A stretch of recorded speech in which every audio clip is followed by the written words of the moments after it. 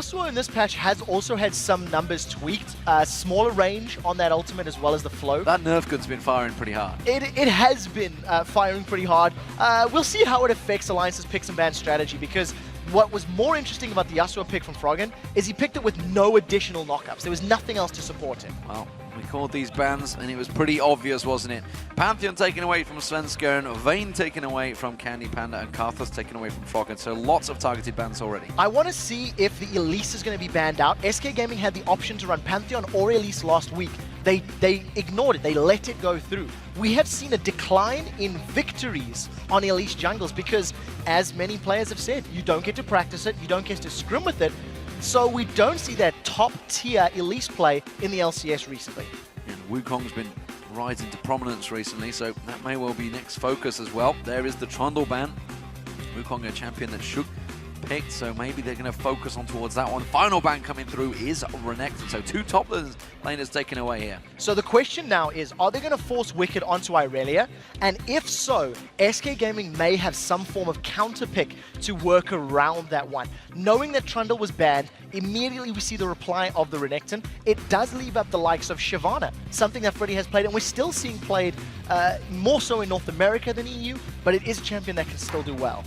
Lulu picked in there. It may be on Nyph, you know, and we've seen this a few times already today. It's sometimes locked in as that straight first pick mid laner, but it could be for Nyph once again. So Nyph ran it yesterday. It was first pick for Alliance. They immediately followed with Irelia and then Wukong. And Wukong is still up. Sivir is still up. Those champions that we've seen work for Alliance in the past are still available, so they may decide to go that route. Aatrox was played by Freddy last week. He's been hovered over, and we do see that Kayle locked in. So with Kayle being locked in, we've seen it in the hands of Countdown in the previous game in the mid lane. But we've been talking to a lot of teams and a lot of players over the course of the last week, and SK is one of those teams that has discussed the possibilities of Kayle elsewhere. We may actually be seeing Kayle in a different role, and we'll have to see how the rest of this pick ban plays out to get more accurate. Oh, we talked about those picks. There is the Wukong. Sivir's going to be for Tabzz as well. So strong picks for Alliance here, I'm feeling already. So this is the exact, three, I'm going to say core components of that running mobile composition. You get that Lulu to be able to speed up Wukong, even though she's in the support role potentially. It's still going to be a nice speed up that'll allow Alliance to engage. The question is, who do they put around it? We could see Froggen defaulting to the likes of an Orianna. You get everybody in, pull them together with that shockwave, knock them up with the Wukong. The option's still there for them. Lucian being locked in for CandyPanda this time around, and Svenskeren will be on Evelynn. It's a champion I believe he's played before in the LCS. At the moment though, Lucian up against Sivir, that's a big range differential now. It is difficult, but thanks to Sivir having the boomerang blade, she can actually trade fairly evenly with that Lucian. It's going to be able to spell shield some of the damage as well. This is amazing. Thresh and Annie have got all the way through to this last phase, and Morgana's the one that's being considered. Now, part of the reason I think that Annie has made it all the way through is I'm not 100% sure where this Kayle's going to be going for SK Gaming. I do have it in my mind that it's going to be a support Kayle for nRated. If Annie had been locked in earlier, you automatically know that that's going to be a mid lane Kayle. So we've got to see where SK do lock in that final pick. And like you said, against hard engages, somebody like a Morgana is great, but we did expect Lulu to go to Nyph, and it does look that way now. So Irelia will be Wicked's choice. Where is that Lulu going to be going? Will it be the support? Will it be the mid laner? At the moment, Orianna is going to get locked in, it seems. That will be Froggen, although despite the crowd, they really wanted Nidalee. Gragas. I think Jesiz has to play Gragas here. If you put that in rated, the Kayle for the support, you've got the survival for anybody that gets low. And the disengage that Gragas is going to offer you can knock away this Alliance composition that wants to run at you. If you really wanted to get, funky, you could also go with the Ziggs. That's a lot of disengage from the Hextech minefield. You can knock people away for the satchel charge as well. Often we've talked about it. Well, Nidalee was played yesterday by Jesiz, I believe it was. He's a champion that he's played twice already, if memory serves, and he's won both of those games. He's also been very successful with Ziggs. These are champions that we've started to say you've got to have to start banning them away from Jesiz. You've got to start respecting him. In my opinion, this is a slightly riskier pick because there's so much movement from Alliance. With Nidalee locked in, if SK Gaming are a little bit out of position, they could just get ran down from Alliance. Let's not forget the two shields that Alliance have. They are giant shields they could be. The Orianna shield and the Lulu shield. They could build up and be enormous and really put a dent in those spears that are going to be thrown from Jesiz. So I'm very excited that the Kayle is going to be in the support role. We did say that it is a possibility. It's something we've mentioned. Thanks to the changes on her ultimate, it does not cost anything. So in lane, if anybody goes low, you're going to throw that intervention down, and SK Gaming are going to have that sort of survival, that extra life. There's going to be a lot of pressure on Svenskeren to get early ganks going here, because I feel like the team fight power of Alliance is significantly stronger than the power of SK. But we have also seen Freddy on Aatrox before. He can split push, he can control the tempo of the games. In conjunction with that invisible, scary, ever-present Evelynn, it is something that Alliance cannot offer or cannot forget. And of course, this is the 4.2, so Kayle is very different. Intervention is free mana, the heals speed up as well, etc. It's all very good for Kayle. So we're interested to see how it works out. nRated once again pulling out a different support. Of course, you guys at home have been voting on today's match, so let's check in and see how this one was scored. It is going to be 55% of you voting for SK Gaming. So very close in the votes this film. And I think this is because of yesterday's performance. Both of these teams looked solid yesterday. Both of these teams had very strong wins. And coming into this matchup, considering how the last game was actually very close, I think that's completely fair. In terms of picks and bans, I really feel like the laning phase for SK Gaming is going to be very crucial. Because once we get to those roaming 5v5 situations, the amount of chase that Alliance has, there's no way SK can get away if they're slightly out of position. Well, here we go, ladies and gentlemen. The game is about to get underway. Game 3 of Friday, and this is a crucial game for both of these teams. Alliance going to be starting out as the blue team, while they're going to be up against SK Gaming as the red team, playing from top to bottom. And both these teams we've seen maybe... I mean, Alliance is a team that actually has been caught out a few times at level 1 play. I expect them to play really cautiously here. Yeah, I think in terms of this game right now, SK Gaming will most likely want to just defend themselves. They've got a, in my opinion, much weaker level 1. They've got much less to offer in terms of CC and the like. One thing they do have in their favor is that Jesiz with Nidalee is going to be able to start throwing down those bushwhack traps. Hasn't skilled it right now. I actually put a point into that javelin toss. So at level 2 or level 3, is going to allow herself to get some more zone control. We've seen how brilliantly Pekka did it earlier against Gambit. Lines up tons and tons of those little traps all over the place and makes it very difficult for Alliance to get in cleanly and safely without stepping over it, getting vision, and giving SK the signal saying, hey, we're coming in. And what do we make of these two top laners, the Irelia versus Aatrox? The sword versus the shield as well, both Thoran items being picked up, but different usage. This is going to be a very interesting lane. So the first thing we need to notice is that Wickd has gone flash teleport, he's not running ignite. So this immediately signals kill pressure on Freddy's side where he does have that ignite. Both of these top laners sustain very well. However, Wickd uses mana, and his mana costs are still fairly high. So if Freddy is able to pick some fights in the early levels, force Wickd to burn through his mana pool, it's going to give Freddy an instant advantage in the lane. But this is not a matchup that we see frequently. So I think both champions can scale very well. But I definitely feel the early levels, it's mana that's going to be important for Wickd. nRated going straight in, not getting close to Nyph there. Nyph doing a great trade in the start of this one. It seems that SK are the ones that want to really try and shove this lane, but Alliance are going to try and react in kind. Now this is an interesting lane because Sivir and Lulu can hard push a lane very quickly. And while Lucian is also good at pushing lanes, he's not as effective as Sivir. Now that you add some Righteous Fury swings in there from nRated, if CandyPanda and nRated have practiced this combo well, they can actually keep Tabzz and Nyph on the back foot when really their combo is more effective at shoving the wave out. Yeah, they will be heavy to push that wave. I mean, this is nRated is going to have a big effect on pushing these towers. He's going to be doing a lot of damage to them. Yeah, and because of the fact that Righteous Fury gives him that, range bonus, it'll work in his favor. Unfortunately, CandyPanda takes a face full of poke the moment nRated backs away. He can't really afford to lose that HP in lane. And as I said, I feel like there's a lot of pressure on Svenskeren.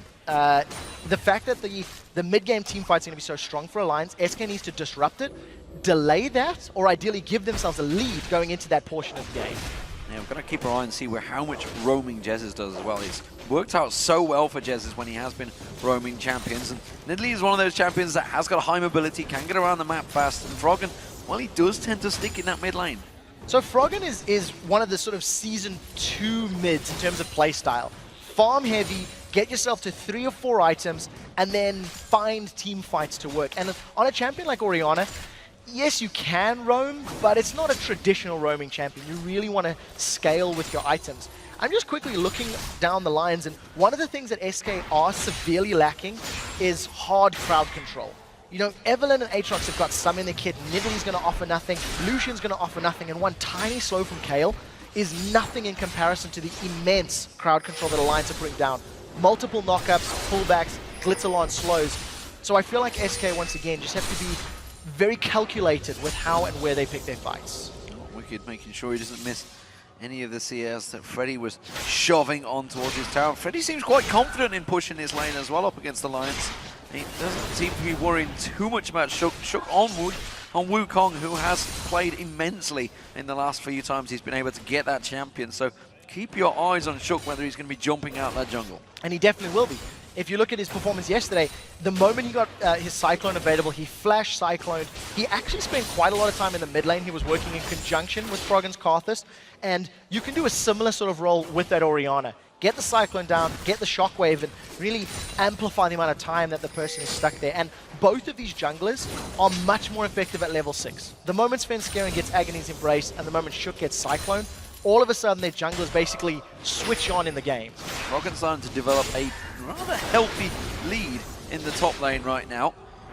In the mid lane, sorry, 38 to 22 CS, which is why we may be seeing Svenskeren starting to pay a little bit of attention towards his mid lane. Instead, he's heading up towards the top, and you know what, looking at Wickd, we've talked about this so many times on that Irelia, it's actually pretty low on mana. Yeah, and that's the problem. Because Wickd is forced to use his abilities and burn through his resource bar, Freddy's got a little bit of an advantage here. I also think Wickd is playing very defensive. We haven't seen him getting any sort of damage on Aatrox, a little bit scared of the knock-up, the slow, and the very hard-hitting Bloodthirst Blood price that Freddy can put down. It's the first time we've seen him getting a good stun, and that was thanks to Freddy being in range of the turret, actually. Big gap still continuing. Froggen still got that 13 CS lead, and you know, this is actually one of those rivalries we've not really discussed a great deal of. Froggen and Jesiz actually do not get on that well. No, they definitely do not. And we've heard both players being fairly outspoken about their opponents in the past. Yeah. And in terms of this matchup right now, Orianna is going to have the advantage thanks to the significantly better low-level wave clear. Command Attack and Dissonance is already applying a lot of poke and zoning to Jesiz, and Jesiz wants to get some mana regen from the likes of an Athene's and get his Cougar form before he can really, you know, clear waves quite quickly. So we expect Jesiz to start closing that gap from level 6 onwards. Teleport from Wickd back in towards that top lane, has been back, went straight for a Sheen, first item back. Very aggressive stuff there. Clearly going to go towards that Trinity Force, but a Sheen as the first item signals a bit of intent against Freddy there. Yeah, and what it also does is it allows Wickd to get additional mana, which is, he's very starved with in the top lane, and it also gives him those little poke damages. Dash onto Freddy, get the Sheen proc in conjunction with some of your true damage, and then back away. And if you can keep just hammering him down a little bit with those procs, it works in your favor. Great Glitterlons from Nyph, catching both nRated and CandyPanda. Yeah, some great poke there, just didn't follow through from Tabzz. The Boomerang Blade not quite landing on towards them, but it does force them back. It was CandyPanda starting to win out that CS battle down the bottom, but he is going to be the first to back away, which means it is going to be Tabzz that will take the lead by the time he's got back to lane. One of the things that's really nice about having that Kayle in your lane is you forget her passive, the Holy Fervor. It actually reduces armor and magic resistance.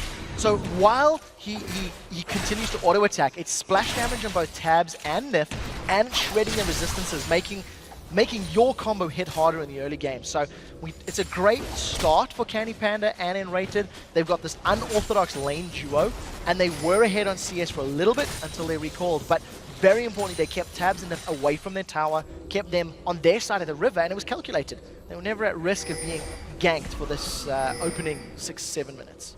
Let's go and take a roam past. He's going to be going past the pink ward though, which you already see Jesiz has passed. It's just in that bush there on your screens. So they will get spotted out. Of course, they will see it, which is why Nyph was also heading in between them.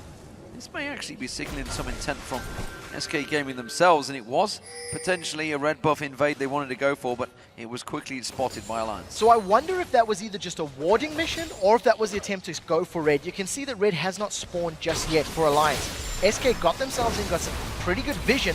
Now it's respawn, and take a look at this. We talked about Jesiz roaming. He's already moving to help Svenskeren. The duo lane is coming up as well. So immediately, SK's got a numbers advantage. Alliance can't even challenge. They've lost their first buff. Good play from SK Gaming, going for that aggressive red buff invade, hit and run, and Svenskeren walks away without any danger from Alliance. So Shook slightly being outfoxed there by Svenskeren in the jungle. Yeah, it was really good play from SK, very calculated. They knew they wanted to challenge it. They knew they wanted to, I don't want to say shut down, but they wanted to try control Shook a little bit more, considering how strong Shook was yesterday in Wukong.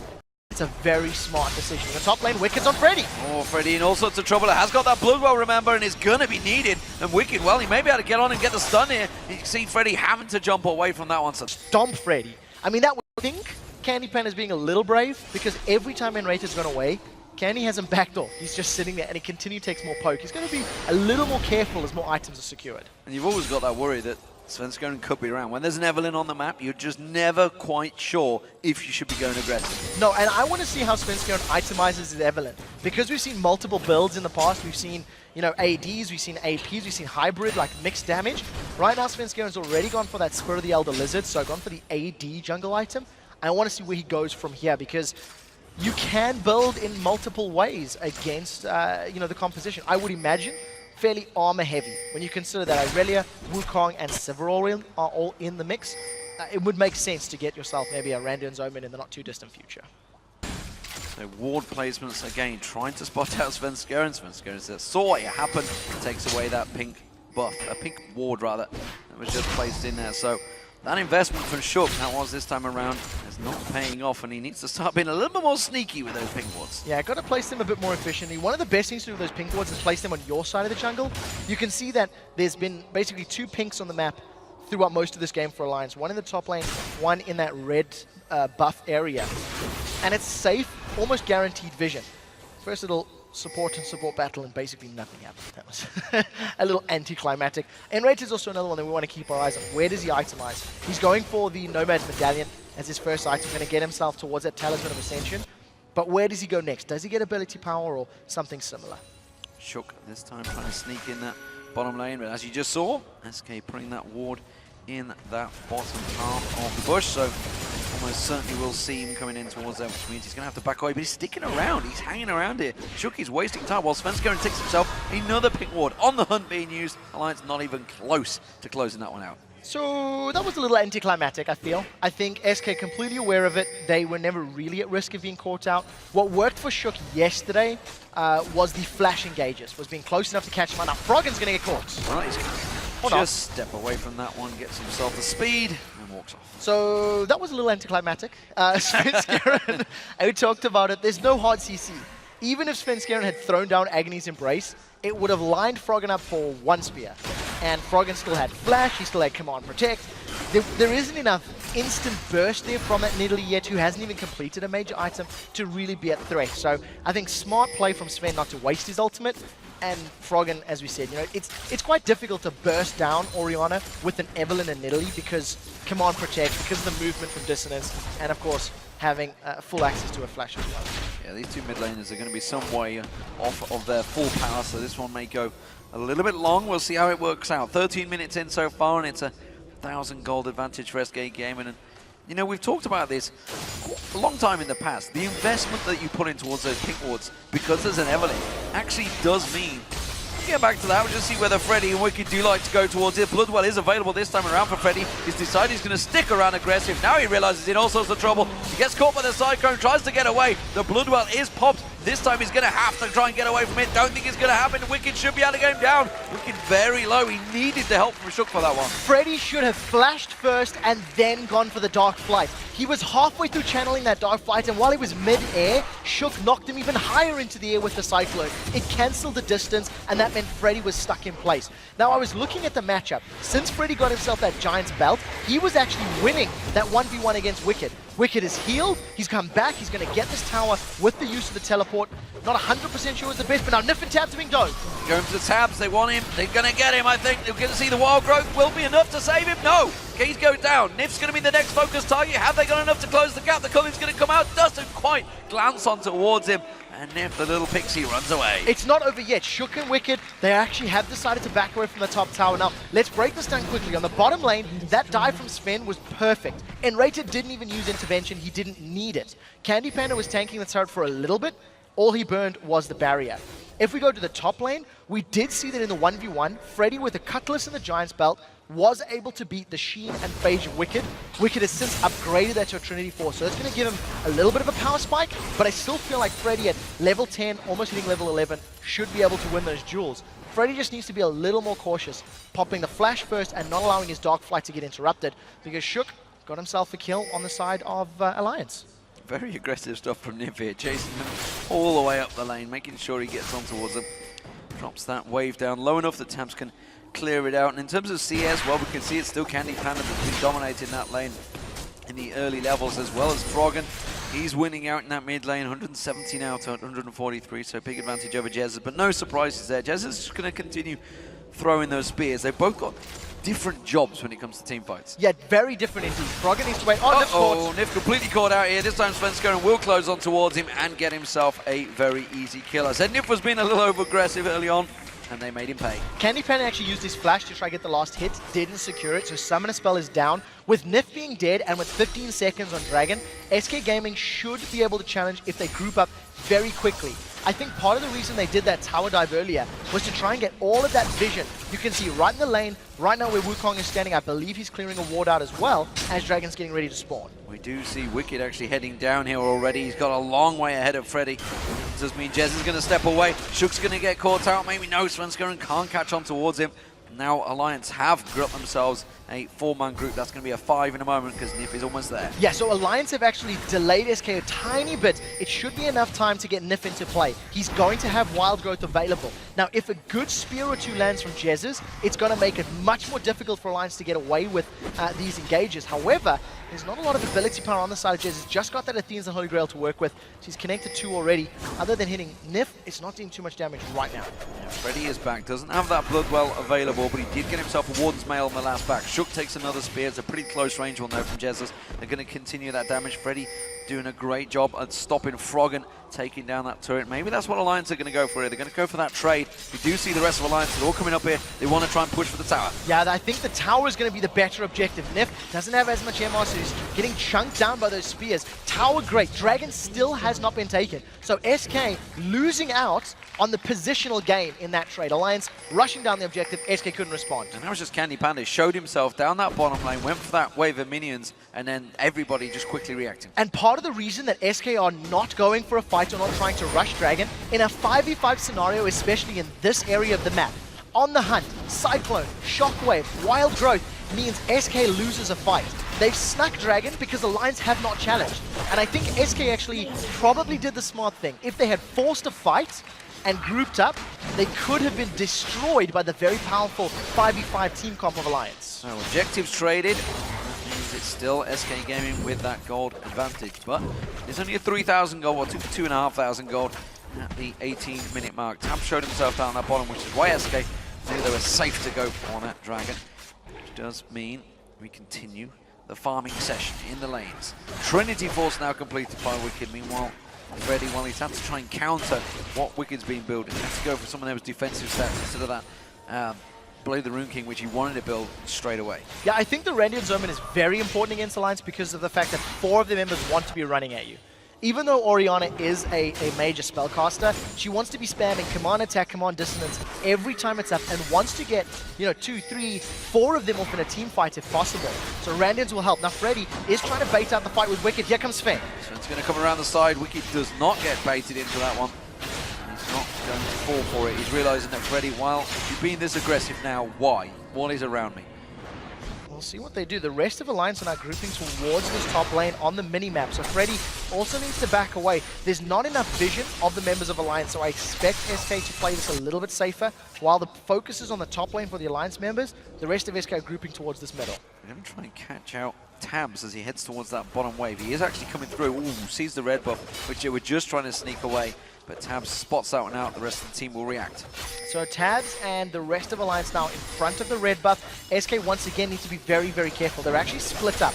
3 members of SK on the bottom half of the buff. That's stolen! The steal. Fantastic stuff. Jesiz comes in there. They had the ward placement, and they had no cover on that one, which is actually sloppy play from Alliance. They should have realized that was coming. Yeah, the fact that SK were grouping there, SK had pretty good vision. You can see all the way on the right-hand side of the buff. Now that SK are split, Alliance realize that they've got that strength. On the hunt's been thrown. He's already trying to get away from this one. Oh, he's going to flash away. Freddy should be safe. Shockwave not going to pull in, but Cyclone comes in there. Now Freddy's getting caught out. Intervention being used up. Shockwave pulls in 2 members of SK Gaming, but they are safe for now. The question is, can Alliance keep it up? If they'd stuck to the tower, they may have been trading. Teleports being used from Wickd to prevent CandyPanda securing this. That's going to mean the top lane is going to be pushed by Alliance. It was Wickd that was up there. He did all the work, but he's had to go in defensive duties. Svenskeren's going to come in here, but I'm not too sure they can hold this one off. Now, we do see Alliance have backed away as SK got into position. If we go back to that mid lane fight, had Jesiz played a Ziggs or a Gragas in that situation, they could have prevented that pressure being put on them, could have knocked them away with the Gragas ultimate or slowed them with a minefield. In that circumstance, a defensive Nidalee offers very, very little from a team that is just throwing themselves at you. What we do see now is because Alliance pushed so hard in the top lane, it's given SK Gaming free time in the mid lane, and they've got a lot of damage on that turret. Wickd comes in, has to use that ultimate to clear the wave, but as you say, that was a big chunk of damage done to that tower. SK Gaming still showing danger signs here for Alliance. They do still have that gold lead. We'll see whether it equates into anything in the next fight, but it's not really something they want. They're going to just avoid all of the team fights. They don't want it. They want to poke. Yeah, I really feel like that's SK's game plan. Unless they feel that they can instantly burst somebody and then, run in a 5v4 fight, I'm expecting SK to play in somewhat of a similar playstyle that Fnatic just did. Play split push, play the lanes, try to get towers and try to get poke with Nidalee. And every time Alliance try to group and force them down, is just back away. You see in the itemization, Freddy's got himself a Randians, Svenskeren's got himself an early Randians. We talked about how physical damage heavy the Alliance composition is, and movement speed heavy, Randians deals with both. Well, Jesiz is actually falling behind a little bit on Froggen. You can see Froggen's got himself that Rabadon's Death Cap already. Jesiz is probably quite close to it, but he is about 40 CS behind on Froggen, so not quite there just yet. They don't really have as much universal gold. Actually, tell a lie, they've got 2 dragons to 1 tower for 2 towers, so it's probably close in global gold. But the waves at the moment are not being shoved by either team. Everybody's holding off. That bottom one's one that Alliance have sort of had to defend pretty heavily. It's been SK Gaming that keep going down there. Meanwhile, the top in the turret has also been poked down. Freddy at the moment pushing him again on towards that top lane. Svenskeren thinking of coming up to help. So Dragon is up in a minute and a half, and I think both of these teams will set their sights on that prize. And we see that SK have done a lot more deep warding than Alliance over the entire game. There's a couple of good wards on the red side jungle where Alliance have got vision, but for the most part, SK have grouped up, they've gone in, and they've warded as a team. I need to see if they're going to do that again in preparation for this next Dragon, because it's basically how the fights have happened. Right now, though, Wicked's coming in from behind, Svenskeren's coming from the river. This is a lot of people on the hunt. They're going to try and go for it. On the hunt will be pulled in there. Shockwave not really landing where it needed to. SK Gaming are doing a good job at kiting away from all of that damage. Now they're going to CandyPanda. He's going to get focused on it. He's in all sorts of trouble. Not really going to be enough. The barrier comes out. Shook's going to try and close it towards him. Now it's Svenskeren. They're switching their focus and maybe not getting on the right target. And SK Gaming disengage just about at the right time. 30 seconds to Dragon. Alliance surely have this in the bag. SK Gaming got away with that one. I feel quite lucky. Had Wicked been closer to the fight, he could have dove onto CandyPanda and potentially got themselves some kills. Because of the fact that Alliance threw everything at SK and didn't stack their ultimates effectively enough, it didn't hold them in place. Tabzz is pushing the bottom lane while the rest of SK are in the middle. But look at that.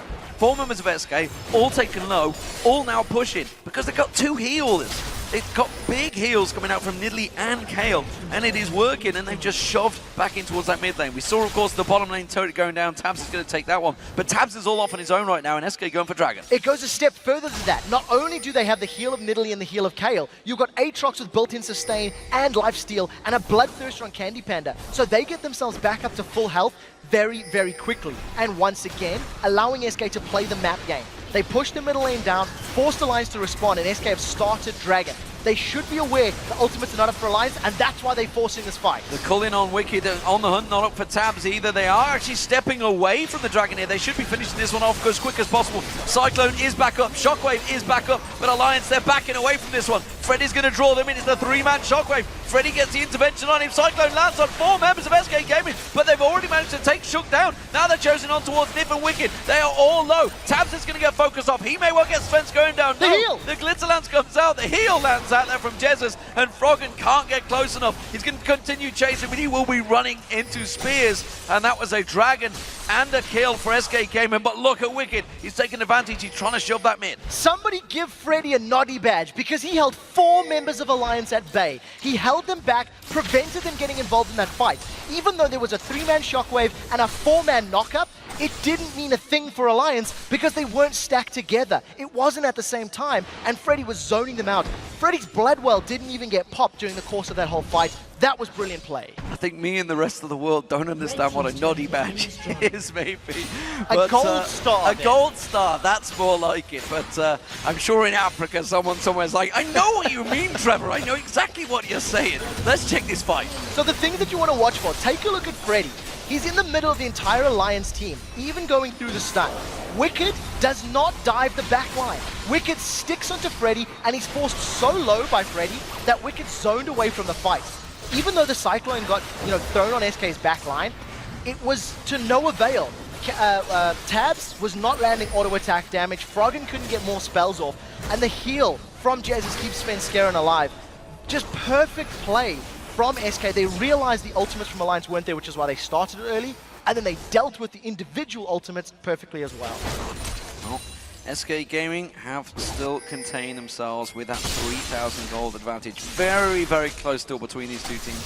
It's going to be interesting to see if Alliance can land all those combos. SK Gaming almost certainly will go down in a team fight. No doubt about it. A Cyclone, a Shockwave, like you say, with the wild growth, everything combined, definitely will get themselves a multiple kills on SK Gaming. However, SK Gaming, not interested in that, as you just saw. And with all those heals that control the intervention, they have really good single target savior, effectively. They can keep someone alive for a long time. And if that's Freddy, who's going to maybe build up a little bit tankier after this one, he wants to play the Rune King. We'll see how it goes.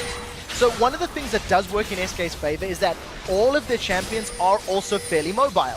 If Kayle heals herself, gets a speed boost. Lucian can dash. We can also see Nidalee, Evelynn, and Aatrox that can move around the map. So as long as SK are not way out of position and caught by surprise, they can dodge a lot. Now we've seen SK, they were trying to push the top lane while all that was going on. Tabzz is solo pushing this bottom lane, and he's most likely going to get a lot of damage on this tower. Sven's coming in from the side. He may take it down here. Svenskeren will come in, but with the tower, is it going to be worth it? I'm not too sure. On the hunt's being used, but the culling just shreds him down, and CandyPanda gets a kill. The rest of Alliance were too late to get there. I think the call from Alliance was, go, go, go, we'll be there. And unfortunately, Tabzz just needed to back off a tiny bit sooner. Missing the notes in that play, you might say. Absolutely, a sad song being used for him there, I feel. Spears coming out, who only went on towards the I can never remember the damn name of it. It's the decoy. The decoy, that's the damn one. I was thinking Mimic for some reason of LeBlanc, but he's obviously not a female. He is a monkey. It's a slight difference. Slight difference. The one thing I still want to say is that SK cannot afford to get caught in the jungle or in an enclosed lane. If they're all group pushing a tower, say sieging a tower, for example, it's actually very difficult for SK to do that because they run the risk of being ran down. So we need to see how SK play the rest of this game. I'm still expecting to play like a 1-3-1 split push, or even a 1-4. Leave Freddy in the top lane and the rest of the team roaming. Well, Sunfire Cape's being built by Wickd now. The one concern for Alliance at the moment is while they are keeping up with the gold, they really have a very good team fight comp.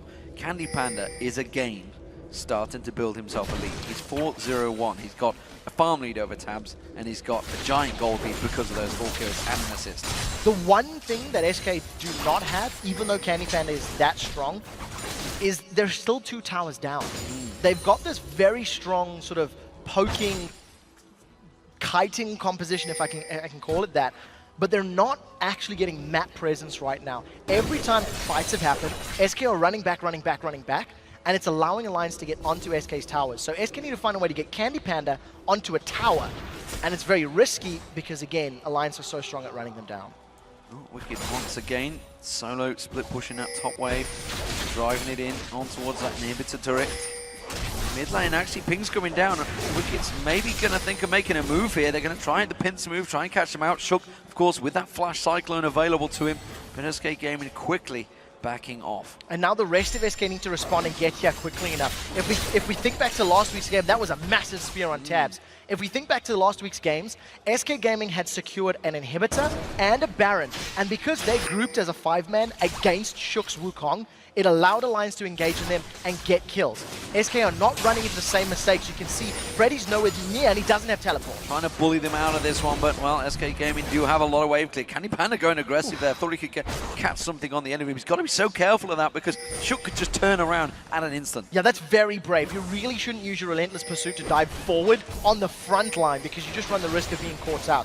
We do see those sweeping lenses, numerous of them on both of the teams trying to get some vision control. And now SK may have caught Tabzz again. Svenskeren's coming in there. He wants to get on towards him. Tabzz having to use that on hunt to try and get away. Does pop the ultimate actually as well. So Svenskeren not quite catching him out there. They will take that red buff away, and that's going to force them to one man down. Can they continue pushing? Now they know on the hunt's not available, so this is a very big component of the team fights from Alliance. The spears from Jesiz are now starting to hurt. How do SK respond to this mid lane push? They've left CandyPanda in the bottom lane, everybody else seems to be recalling, and they're going to try to defend. Yeah, quick distraction there from SK Gaming, doing a good job. Freddy, Svenskeren and Jesiz all defending off that mid lane, while the bottom lane you can see CandyPanda taking down turrets and continue pushing on it. He's not done yet, he's going for the inhib. And it's also going to be very difficult for Tabzz to deal with CandyPanda in a 1v1 situation. I expect Tabzz to just clear the wave and try to defend the tower. As you see him doing there, CandyPanda's also backed away. Yeah, no mana for CandyPanda, so doesn't want to stick around. He wouldn't really be able to dash away. It will be a dragon though, and going to continue taking away those dragons. Every single dragon so far for SK Gaming, I believe, 5-1 in kills. So that gold lead is continued to pile up. 4 out of 4 dragons. There's been one minor challenge from Alliance, but SK played it perfectly. And one of the things that we have seen from Alliance is when they do not have control of objectives, they've lost games. Their rotations this time around have been fairly good, and they seem to try to make the best of a situation. Earlier, when SK got a dragon, Alliance got a tower. But now that Alliance have pushed SK all the way back to those inner turrets, it's so much more difficult and so much more risky for Alliance to go for another tower when SK are trying to secure themselves a dragon.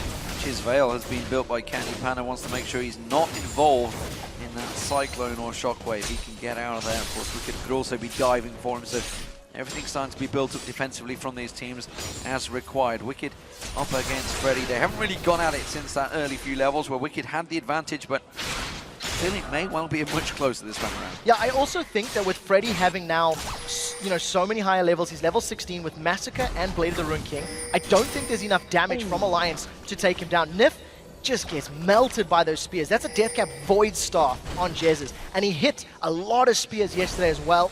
We'll see if we can keep up the accuracy today.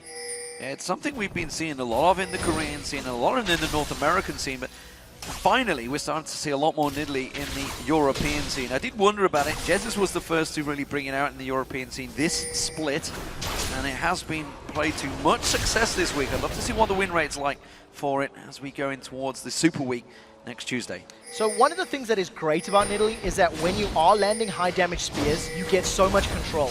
But it's a very big risk because if you are shut down early, if you're ganked early on and you don't get the items, you offer very little. Now, all of a sudden, Alliance are a little bit split up. SK are thinking about going. They've got to be so careful. Svenskeren catching all 5 members and towards her with that ultimate. They will catch them out here. You can see Freddy coming in around the side there. Cyclone being used, but it's just not enough. Intervention on Jesiz. Wickd has to try and get away, but he gets pounced on by Jesiz. SK Gaming are shredding through Alliance here, but Tabzz turns around, tries to put some of that damage back on towards CandyPanda. It's a duel back and forth. Svenskeren's trying to get closer, but CandyPanda takes him down. Now Nyph getting caught out. Spear from Jesiz. Froggen the only man standing. The Bloodwell comes out from Freddy. Spears going back. Jesiz is very low on this one. I'm not too sure whether they can push for Baron. It's risky with Froggen still alive. That was a very important play from SK Gaming. They caught Alliance unawares. Now Froggen's trying to do the best he can. CandyPanda's on him. CandyPanda tries to duel it around there. Froggen gets caught out. A spear comes out from Jesiz, and that will be the ace for SK Gaming and the Baron.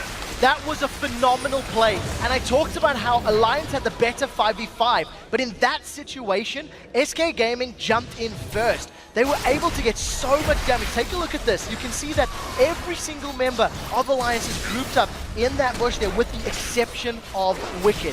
CandyPanda was able to dash away from the shockwave, didn't take the damage, and even though it's an enclosed space, because of all the damage that Shook took early on, he couldn't get a full channel on that Cyclone. There was no wombo combo from Alliance, and that's the risk you run when you have those big team fight comps. You have to admit though, that is a lot of damage being returned to SK, so if SK had not executed this flawlessly, which they did, it could have gone so much worse. They end up getting Froggen in a couple of seconds, and they grab themselves a Baron. And that shockwave, it caught no one. If it had held on just a little bit longer and pulled the trigger, you saw them all clumped up there chasing. That dissonance did a lot of damage, where the shockwave on top could have absolutely destroyed SK. That shockwave, even though CandyPanda has that Banshee's Veil, it still would have hit incredibly hard. Now the rest of Alliance have to deal with a Baroned up SK that have this excessive poke from Nidalee, and this tower's going to get dropped. That was the first wave. CandyPanda's tanking it, for goodness sake. Tanks down that turret and gets himself the turret for Spire. Nyph, look at that, almost 100-0, one spear from Jesiz, taken very, very low. Nyph's going to have to start getting some magic resist, or he's going to get popped. He's already getting popped. I think right now the problem for Alliance is that they need to force a 5v5, and they've been unable to. The reason they beat Fnatic yesterday is that they were able to force fights, and Shook had, you know, perfect flash cyclones. This time around, SK have not been in a position where they could get jumped on, and then the few times they have been in that position, they've responded well. They've backed out at the appropriate time. They haven't allowed themselves to all get caught by every ability. A Cyclone hits without a Shockwave. A Shockwave hits, then later the Cyclone comes. So it's very coordinated play from them.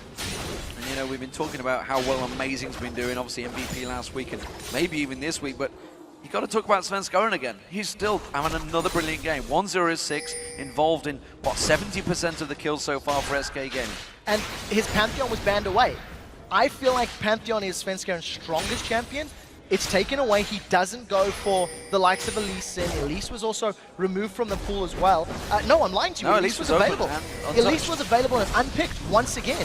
And Svenskeren picks up this Evelynn. And, you know, it's something we talk about often on the desk, that when an Evelynn's there, you have to worry about the pressure. Even if she's not ganking and not there, you have to buy pink wards. You have to invest that money. Psychologically, you have to be aware that she could be there at a moment's notice. Yeah, and that big fight, that ace that turned it around was all started by Svenskeren. He was the one that threw himself in there. Banshee's Veil now completed as well for Svenskeren, along with that Radiant Zone which he had early on. The Hex Trinket, he's got so much magic damage against Froggen. He's got so much armor prevention against the rest of Alliance. He really is a tanky member running that front line. Now, one of the things that I think Alliance have done a little, maybe not as well as we've seen in the past, Wickd hasn't been with the team at the moment the fight has started. Wicked's always been a little bit late.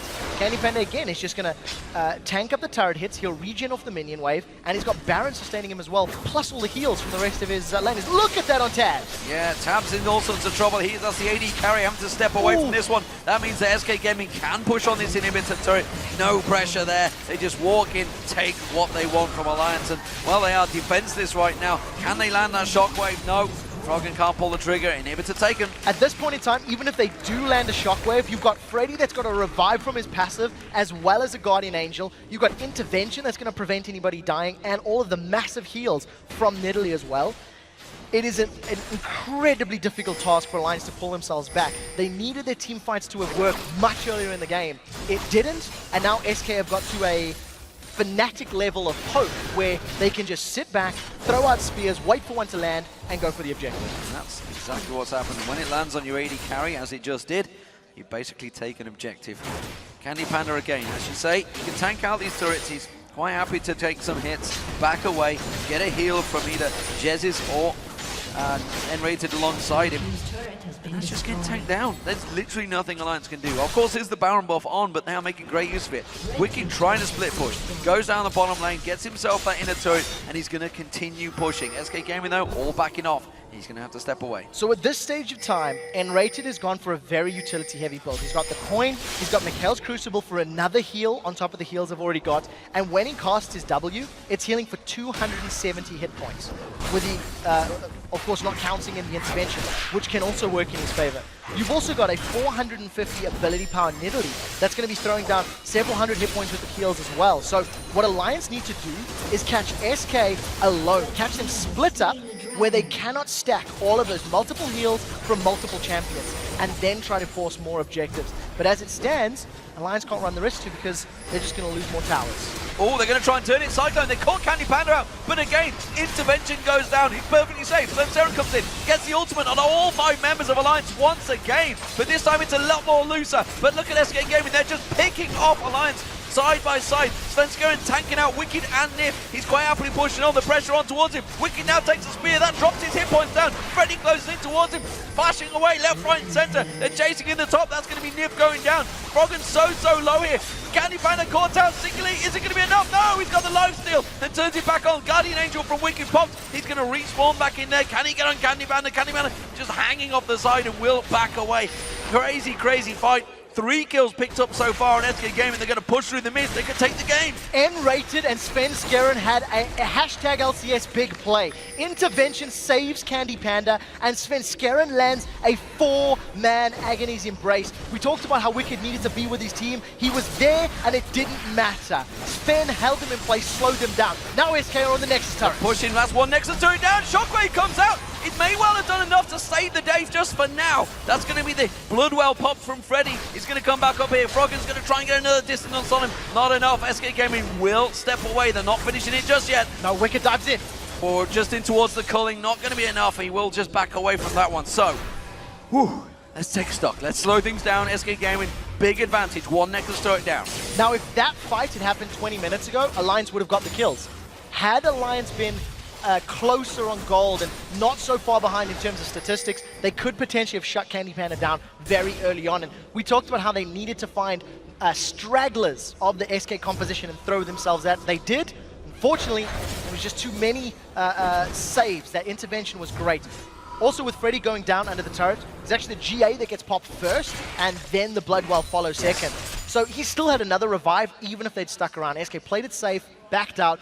Realistically, I'm going to expect him to challenge for Baron and then go to close the game out. That's what it's going to be. The Baron just spawned up there, but Alliance are actually pushing, trying to go towards that mid lane. They're going to run headlong in towards SK Gaming. A freshly bought and paid for SK Gaming, who immediately, you see the culling pop straight away from CandyPanda, not really hitting anything. They're wild targets, but with a huge gold advantage, Alliance really are playing a risky game. They're going to pop the talents when the On The Hunt's going to go down there. They're catching on towards Freddy. Has got that Bloodwell available. May well have to use it, but coming in at the side. Svenskeren gets in there. Manages to get on towards Froggen. Froggen have to run away. The spear lands on him. Froggen goes down. You see Nyph going down. We see Shook going down. Tabzz goes down. Alliance are falling left, right, center. SK Gaming just closing in to finish this game. SK Gaming have done it. They managed to keep their entire team alive. The Bloodwell from Freddy revives him in the fight, and even though Alliance managed to find a squishy-ish target, the heals, the survives, the revives, SK get 4, get the Nexus turret, they're on the Nexus. Great game from SK Gaming, continuing their dominance. 17 kills, 1 death. An impressive performance once again, and you just have it to give it to these guys.